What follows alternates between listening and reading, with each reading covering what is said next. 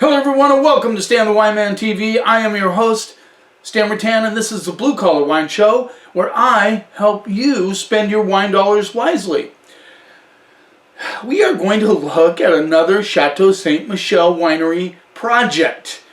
It seems to me, from what I've heard through the grapevine, no pun, well, pun intended, I guess, is that Ste Michelle's kind of revamping, doing new things, trying new things. They're getting rid of some brands, bringing in new brands. Very interesting what they're doing right now, and it's kind of exciting to see what comes out of it.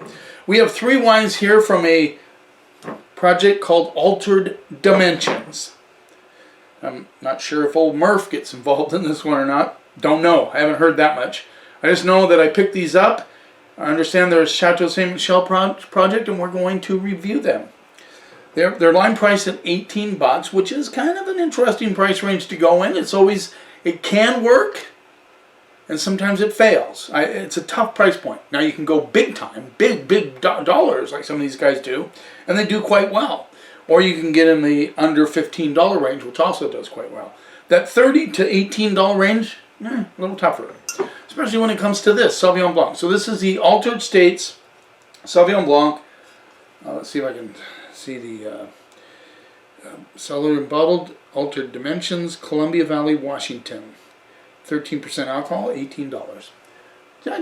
Really kind of, you have to look to the back to see the name of the wine, Altered States.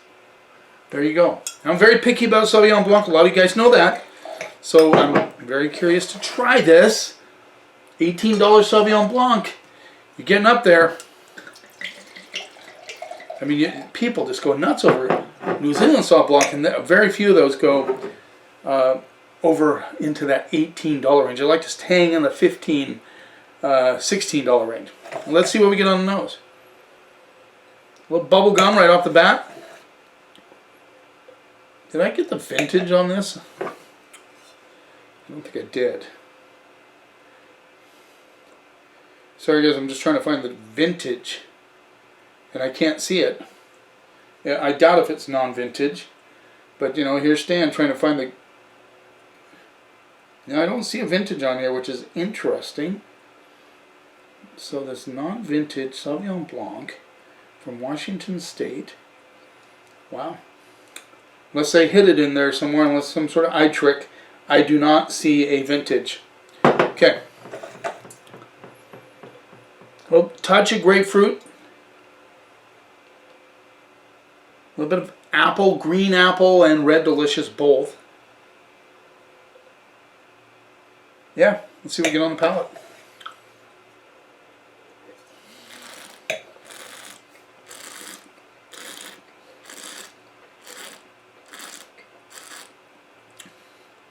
Not bad, nice crisp acidity. I like that in a Sauvignon Blanc. I hate them when they get in that kind of flabby, boring range. It has good acidity. I like that. I get just a touch of grapefruit, like white grapefruit notes coming through. Apple for sure. There's a little interesting.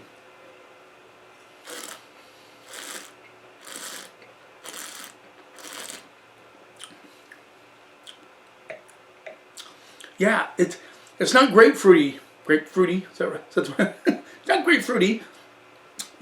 Stacia would be proud of me for saying that. It's not grapefruity like a New Zealand Sauvignon Blanc, but it has that grapefruit pith thing going on with the apple underneath.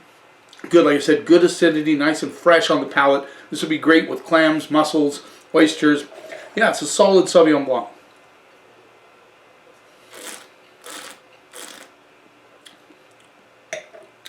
I don't know why it's non-vintage. I'm kind of surprised about that, but Ste Michelle has lots of resources for getting fruit and juice, and this could be a package that they're, you know, putting their excess juice into, or juice that they feel could go in this package. They make a ton of wine, guys. They're still the biggest producer in Washington State.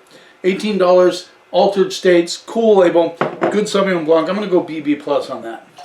I like it, and I'm picky about Sauvignon Blanc, so that says something. So here we have the Altered Dimension Rosé by Altered Estates.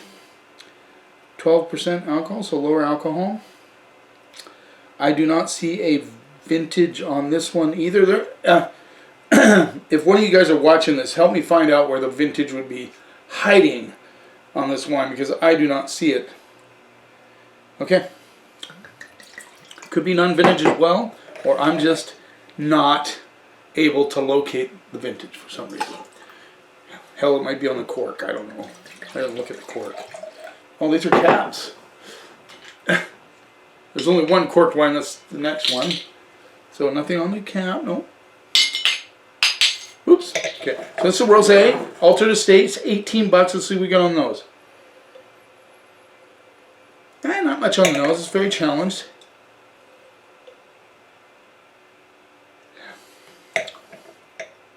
Not too cold. Not the temperature most of you would drink it. Maybe just a slight. I get like a more of a red plum strawberry thing going on. That's about it. Very challenged. Let's see what we got on the palate.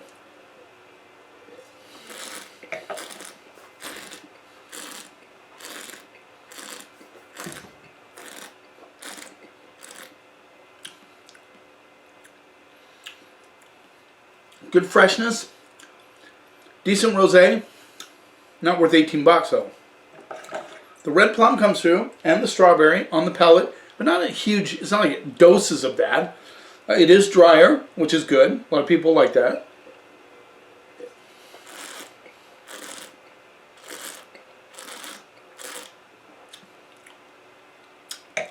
Kind of that rosé. I've tasted a lot better rosés than this. It's not bad. It's $18 now. I'm sure with all the stuff that goes on in Washington State right now, if you buy it by the case, you're going to get it cheaper. Buy 3 cases, you're going to get it even cheaper. So if you want to drive that price down on the store level, you buy more cases. But I wouldn't buy a lot of cases of this rosé because it isn't that special, especially for $18.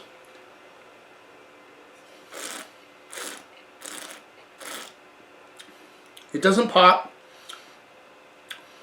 There's a, like I said, there's a little red plum and strawberry there, but not a lot. The acidity isn't cutting. It's fresh though. I like that. It's dry. Just not special. A little overpriced at $18. I'm gonna go C+ though. I think it's above average, but not in the B range. Not even B-.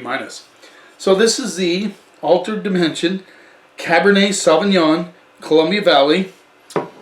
This was Columbia. Yeah, they're all Columbia Valley. Rolls in $18, 13.5 alcohol. I do not see a vintage on this one either. I find that very curious.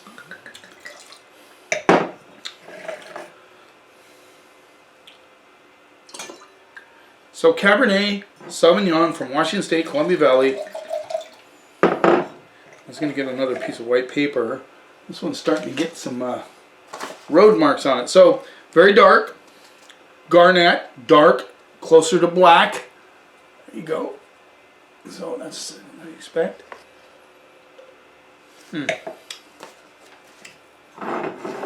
So 1 out of 2 so far. Let's see what we get on the nose. Oh, that's interesting. I get a little green bean action with a little brown sugar and currants, which I find very curious, very interesting. A little baking spice action, but that green bean hops out of there, which is kind of cool. You have to remember back in the day, back in the 70s and 80s when they were making Cab and Napa, a lot of them were vegetal. That was a huge thing because a lot of Bordeaux back in those days were vegetal, was a huge part of the flavor profile. Let's see what we get on the palate.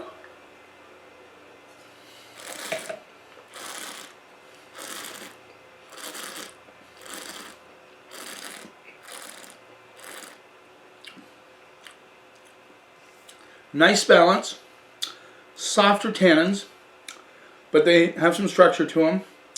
Currant notes all day. Certainly go into the finish with a little bit of that tobacco sneaking in. But interesting because that green bean does not come through. It's there on the nose, it's not on the palate.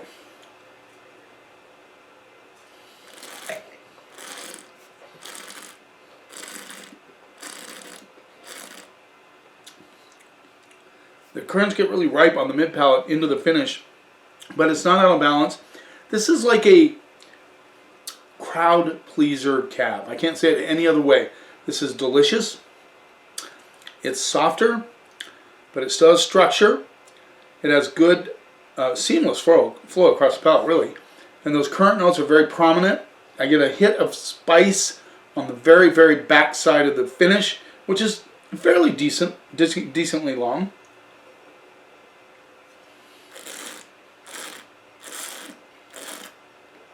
The licorice kind of mixes in with the currants on the mid-palate. Now, this is not a fruit bomb, which I like.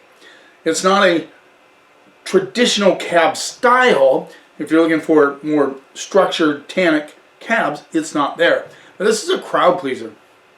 So 18 bucks, you're not spending a ton of money on the cab. You know, we're used to spending more than that on cabs. That's one area when I talked about the $30 to $18 range. You can go there with cabs. A lot of people will buy them.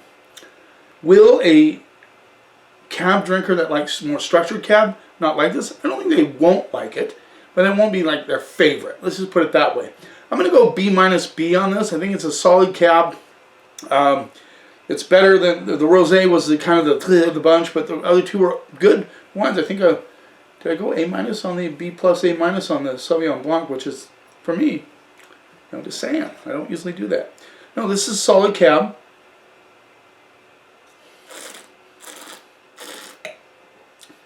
So it's non-vintage, I'm assuming, because I cannot find the frickin' vintage on this anywhere I look.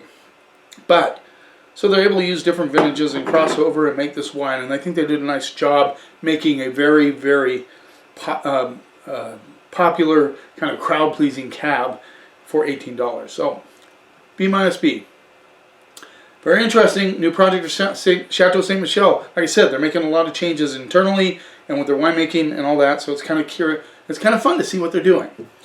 Thanks for taking a little time out of your day. I appreciate your support very much. And by the way, I want to mention that Bordeaux that I did in the last episode. It really, you could feel it opening up as time went by. And it is a solid Bordeaux. Thanks for all your support. Don't subscribe. I can never say that very well. Don't forget to subscribe to my channel. Tell your friends about this program. You keep watching, and I'll keep helping you spend your wine dollars wisely.